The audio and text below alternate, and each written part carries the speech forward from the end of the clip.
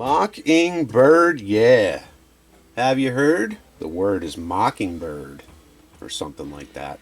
I have here on the bench a 2014 BC Rich Mockingbird, made in Indonesia. Pardon me. Probably retailed for $300 or $400, new when it came out. That's US pricing. It's a base model, if you will, but bonus. Dude picked it up for like 50 used. It's in today for some buzz going on, especially on the higher strings. Two things I noticed when looking it over really quickly. The neck is flat as a pancake. There's no relief in it at all. And the tune-o-matic, I believe, is on backwards. That's sure to create a buzz. I referenced some old pics of old Mockingbirds that have this type of bridge setup, just to compare. And it could go either way on different models. But I did find the BC Rich catalog from 2014, and it shows this model here.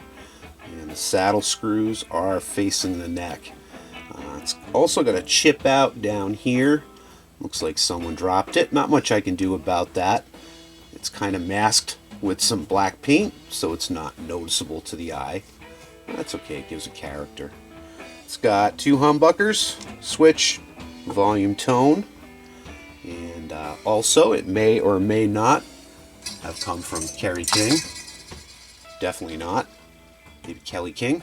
Anyway, my plan of action is to strip it down, go through the frets on the fretboard, give it a nice cleaning, a nice spa day, give it some relief. Also string it up correctly, and I'll talk some Mockingbird history and some BC Rich stuff. So, let's crack on. Alright, let's give it a quick electronics test here.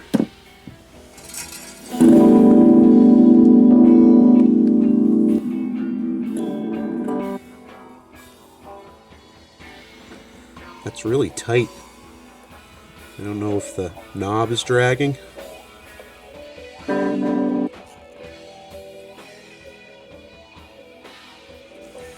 Maybe we'll spray some deoxit in that from the backside.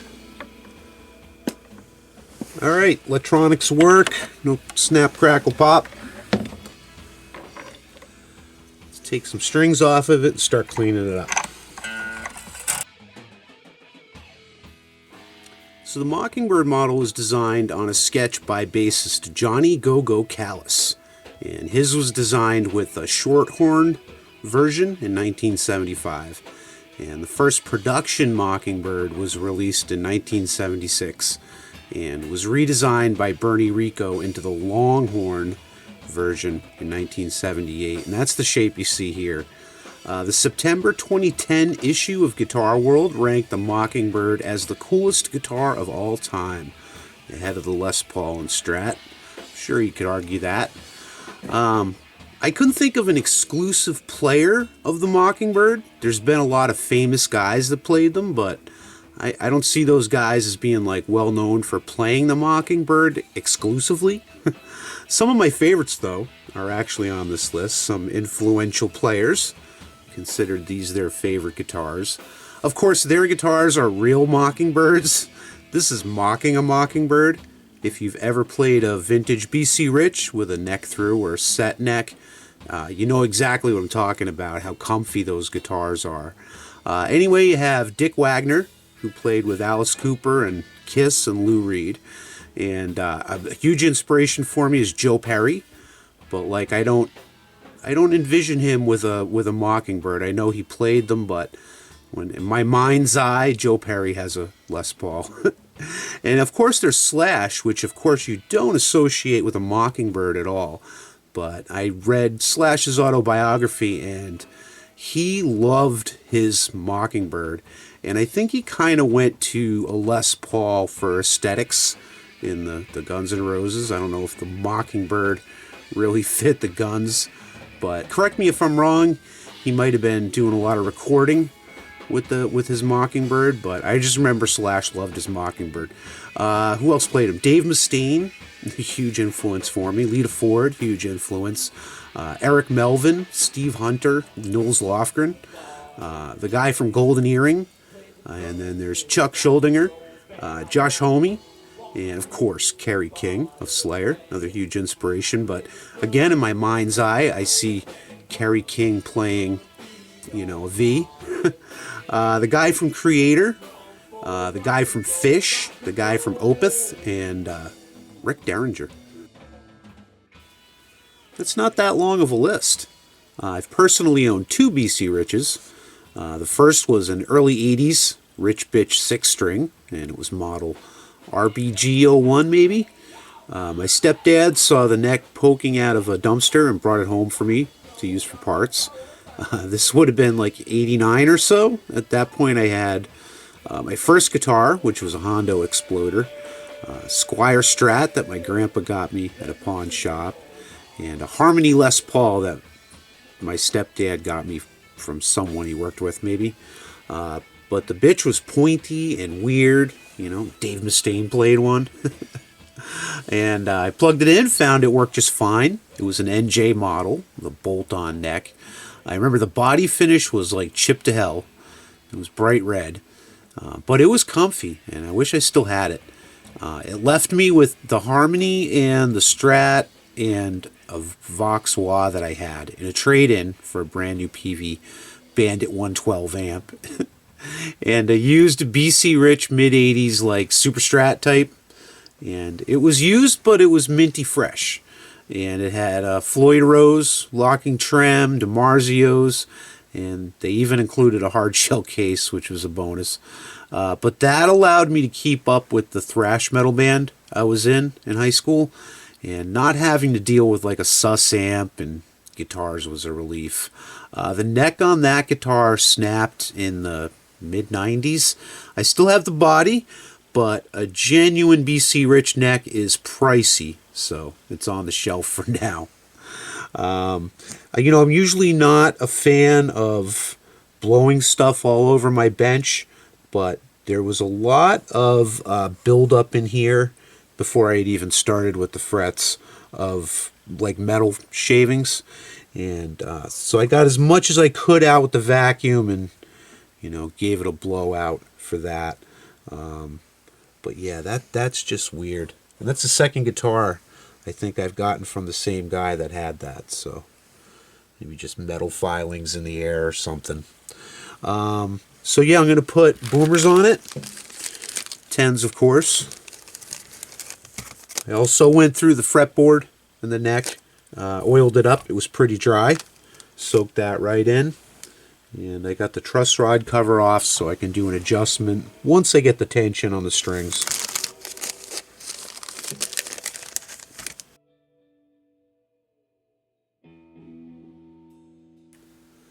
So I'm really struggling tonight, fellas. Opening strings, getting them through the holes. Yeah, but I've left instructions with my wife if I drop to upload the footage for your viewing pleasure. So BC Rich, which was named after famed luthier Bernardo Chavez Rico, started out in the electric guitar business in the 70s with the Seagull guitar. Before that, going back to the 50s, they specialized in flamenco guitars. And apparently the original Seagull guitar was so uncomfortable to play, the bottom horn poked your leg and the top horn poked into your chest. The Mockingbird was added, and I think the Seagull was redesigned into the sleeker, less sharp and pointy Eagle. The Rich Bitch came out in the late 70s, and it was pretty much those three until like the 80s, the Warlock, the Stealth, the Ironbird, and the Super Strats. In the late 80s, the company was sold to Class Axe out of New Jersey. The quality took a serious nosedive. There was plywood bodies, shoddy workmanship. Well, Bernie Rico bought the company back in 93 to right the ship, or shop, so to say.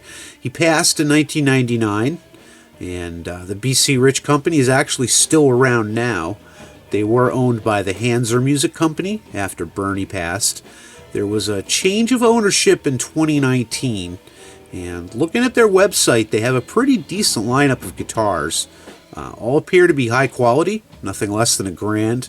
I haven't played a modern one, so I can't attest to them, but this one from 2014 is a good starter guitar. Yeah, I mean, it's lightweight. It's black. That's cool.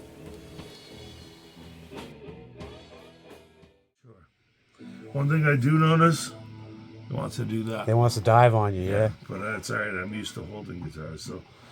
Let's get that one on. Too. Yeah. Rectify the situation. Yes, it might just be.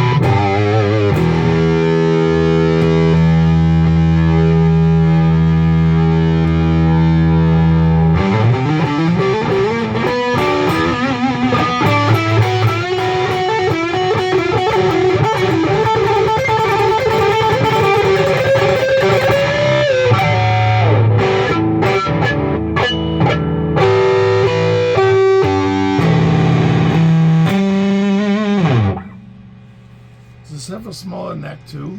I think it might be a shorter scale. It's throwing me off in the air. So there you go, Mockingbird.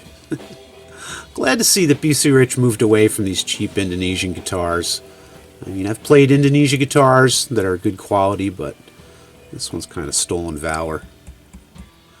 It's playable though. I wouldn't turn it down for like $200 or under. I wouldn't go over 200 unless it was like flawless. Had some expensive mods, like somebody put Duncans in it or something, I might pay more. But I mean, he got a deal at $50. It's a BC Rich that you don't have to worry about throwing around at a gig. It's like perfect for the Sunset Strip LA cock rock band that this comes from. Anyway, I want to thank you for joining me, wrenching on some guitars. Give me a thumbs up for filming it for you, and we'll talk again soon.